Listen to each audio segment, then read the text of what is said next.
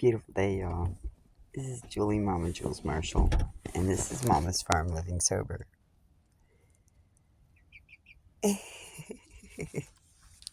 Hi, girls.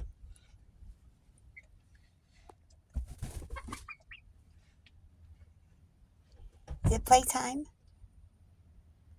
Are you gonna go down and eat your food now?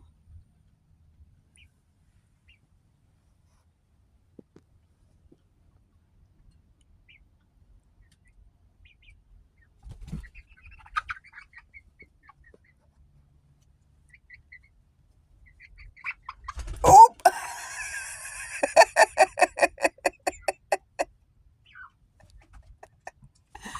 Well, you guys did it.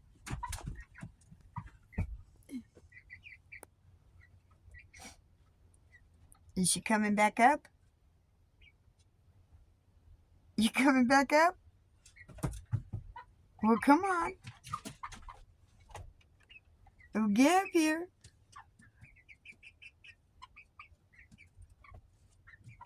Come on. Or did you figure out the food's down there?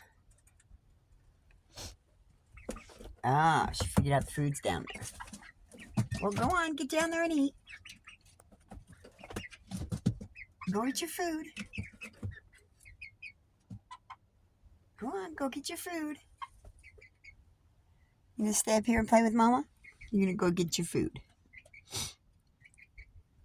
Go on, go get your food. Maybe.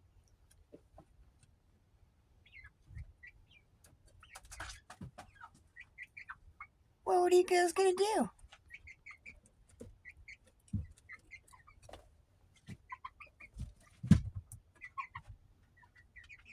Well, go on, go get your food. Go on. You can jump down.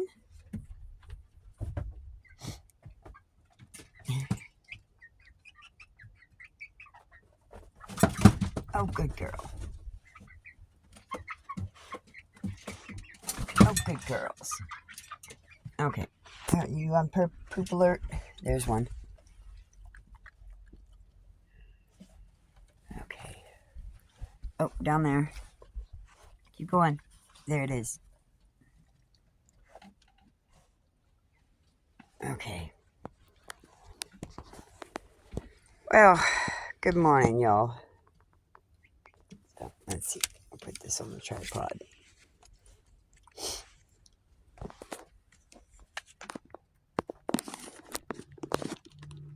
Okay. Beautiful day, y'all. Oh, happy Resurrection Sunday.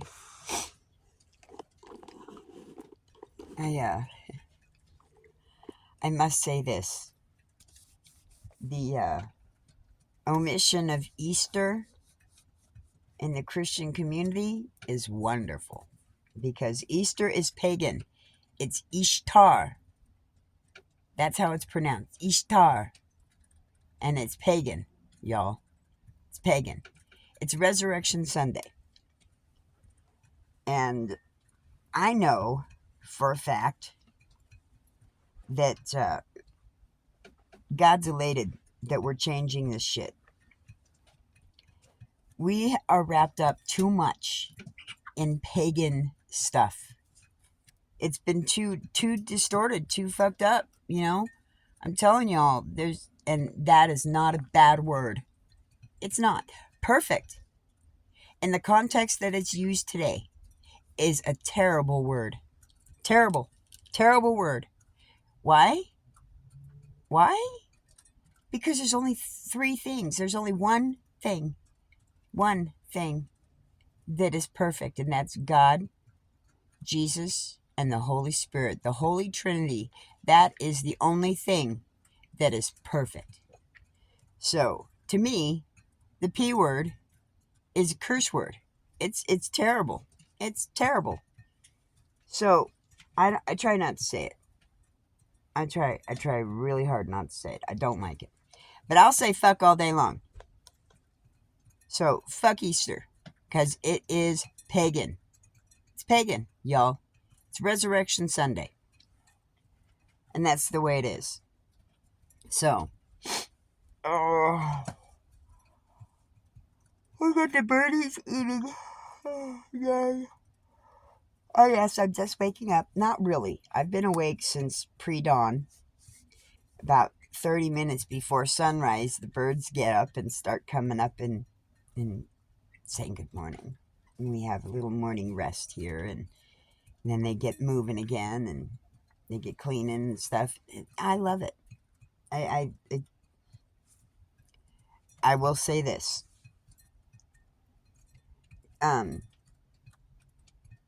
They don't make diapers or things of that nature for birds, really. So, there's a poop factor. and quite frankly, y'all, this world has gotten too sterile. Way, way, way too sterile. The only thing about it that I don't like is the smell. On occasion, the smell can get really nasty. And just kind of nasty. But it also depends on what they eat, I'm not giving these birds in here canned food. Nope, ain't happening. I did for a little while. But that was really stinky. Very, very stinky. So that's outside bird only. These chicks are not ready for that. I'm learning stuff. It's a process of elimination, y'all. Science is trial and error, and then proven. I've got a lot of trial and error out there. Not really. It's just been pretty decent. I mean, you learn stuff. The repercussions of stuff. But they're loving it. Okay, water dripping. Just making sure of the sounds that I hear. I am autistic. Yeah, I'm autistic. 25 years sobriety, 36 years off methamphetamines, and 16 months caffeine free and growing. And I'm homeless. I live in an RV on private property at the moment, and I'm trying to change that. Well, not trying. I'm waiting to change that.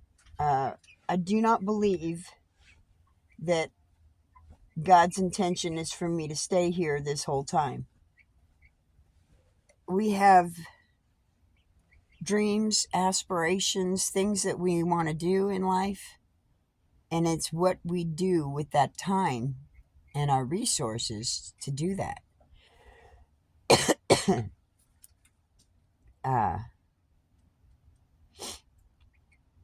I have, well, let's see, 8 minutes on this one. Okay, well, y'all aren't alone. No matter what you're at, where you're at in the phase of your life, you are not alone. Unless you're a high to duty thing, you're not alone, but you're on a much smaller scale of understanding and comprehension compared to the rest of us on this nation. However, I've had an incredible journey, and I've gone through a lot of shit. Narcissism and relationships with narcissists is one of them. Learning how to get past that, learning how to overcome the belittling, the berating, the abuse.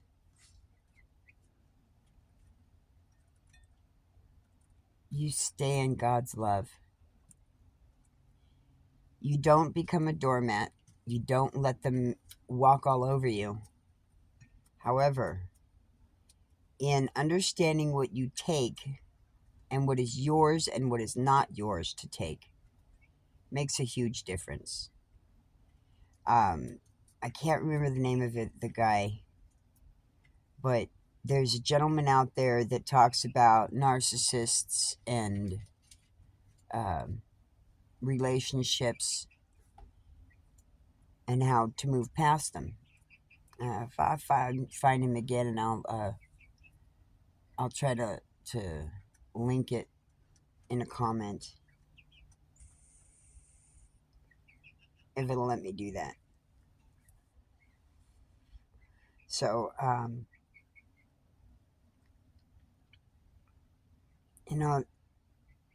granted, this might be a rambling on one. It's more for my subs than it is for a lot of other people, because it's going to be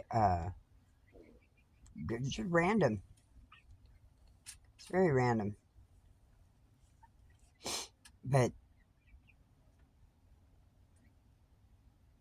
you are worthy of being you and being God's child. You're His creation. You have purpose. You have meaning. And He has a dream for you, even if you don't know what your dream is. If you're new in sobriety, and in my world, I'm 25 years sobriety, anybody with even just a few years is still new in sobriety. And even then, some of y'all old timers with years and years under your belt, even over a decade under your belt, y'all are still pushing the boundaries. Because when I was still new in my sobriety, my sponsor's soon-to-be ex-husband had 15 years sobriety. My family and I, my husband and my kids, we moved from the state of Colorado because I had been struggling to get sober and stay sober. I couldn't keep it. I couldn't keep longer than 60 days at a time at that point. And in getting sober, it took me 5+ years of going out in and out of the rooms, getting chips, enough rainbow colored chips to play poker with 4 people. The full gambit. I went years in and out of the program. My longevity now, I got it because I left the state of Colorado after my, I don't know how many, 30th day anniversary of I was staying sober. I had to leave. I knew I had to leave. So I left. And in that, I was able to continue and obtain now 25 years sobriety. But after we left, my sponsee's ex-husband followed us. And mind you, he had 15 years sobriety. He followed us. He wasn't working the program. He fell off the wagon and he lost that sobriety time after he moved. It doesn't matter how much time you have. If your walk is not right with God, you're going to lose it at one point or another. You cannot have both worlds at the same time. If you don't find God now, you won't have that much time. We are in the end times. And seeing as we cannot say when it's going to happen, we will never know the time or the day or the place, or the place is here. Time or day, we will not know. But it's close. It's very close. And the world is going to be changing dramatically. Now, don't freak out. Don't freak out. Any of y'all that are not really believers of Jesus Christ, don't freak out. The end of the world as you know it is just a phase and change. Just as a caterpillar makes a cocoon and then metamorphosizes into a butterfly, breaks its way out of that cocoon. Well, exactly what it does is it chews its way out and pushes its way out, so all that fluid in its abdominal muscles gets pushed into the wings, and it transforms and pushes those wings out and becomes a butterfly. If at any given point in time it's helped in that process, the kindness of human nature, F you humans, the kindness of that nature is demonic. It's evil in sense because we are born in sin. If you have that good intention of helping that creature out, you're going to kill it. You're going to kill it. So stop it. Okay? Know what you're doing before you start doing it. And in that, sobriety. know that you're not going to be able to complete it or keep it if you don't have God in your life. God is what makes the difference. Sin is rampant. Sin will continue to run in your life unless you replace it with God. And once He's there, you got to not repeat the sins that you're used to. You have to change those habits. Now, granted, there's times and many times, many times, where God does it instantaneously. He removes that instantaneously. But your body will still have that habitual draw. And if you're not strong in your faith, you'll go back. It is reality. Don't deny it. There are 12 missteps to life recovery. And I've gone over those before in depth, in the list and section of what it is. I got so many little tabs and stuff in here. It's almost difficult to go back to where I'm used to going. Or habitual concordance. There's my little knockoff thing. Okay, I need my glasses. They're on my head. I'm at 16 minutes. Okay. The 12 missteps of life recovery. I can quit tomorrow. Number 1. Number 2, I can handle it by just trying harder and having more willpower. Nope. Number 3, turning my life over to Christ is the only step I need. No, it's not. Bob. Wait. Gimpy. Peggy. Yeah, that's a good one. Yeah. Number 4, 12-step groups that don't talk about Jesus aren't worth my time. They need him more. Number 5, while recovery might be good for some, it just isn't right for me. Okay. Well, that is some people. And I'm going to interject this right here, right now. 2/3 of the planet will not accept this, will not accept Christ, will not accept God. So there are that. But are you a part of that? I surely hope not. Number 6, if I follow the Bible, I don't really need to work the 12 steps. You can follow the Bible, but you can still be misguided. You can still have the wrong order. You can still have a wrong direction. So this is a step process. You got to follow it. If you don't follow it, you're not going to get in the right order. You're not going to go through the right process of getting rid of stuff in your past that you're holding yourself accountable for when it's not yours to take. Number 7, since I'm accountable to God, I don't need a sponsor. Nuh-uh. He says to confess to another human being. That means, it's others will hold you accountable for things. It's keeping you in check. If you don't open yourself up to other people, you're screwed. You're a hermit. You can't live in seclusion. We were not made for that. We were made to interact with each other. Since God has forgiven me, I don't need to go back to rehash what I've done. You need to make amends. It is to make it right. And he says that. He says it in the Bible to make it right. Since Jesus would want me to help my old friends, I don't need to change where I go or who I hang out with.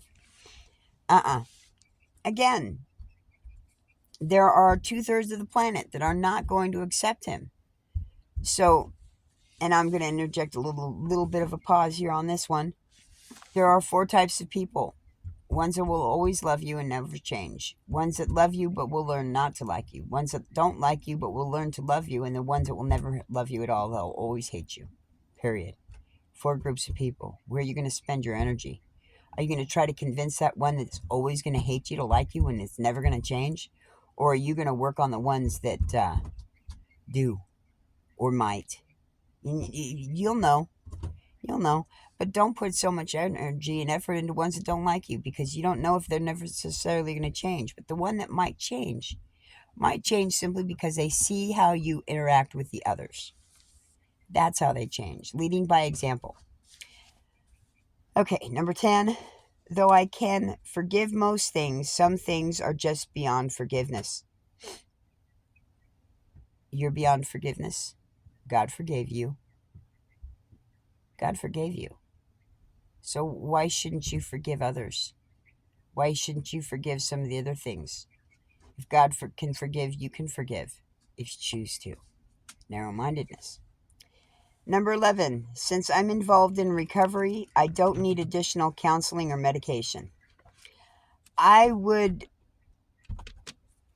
When we fully surrender to God, we become willing to do whatever it takes to recover. You may not think you need additional help, but someone you love may need you to need it. Working through your pride and reaching out for additional help, like starting recovery, is never a sign of weakness, but a sign of the strength found in humility. Proverbs 11:2 says, "Pride leads to disgrace, but with humility comes wisdom."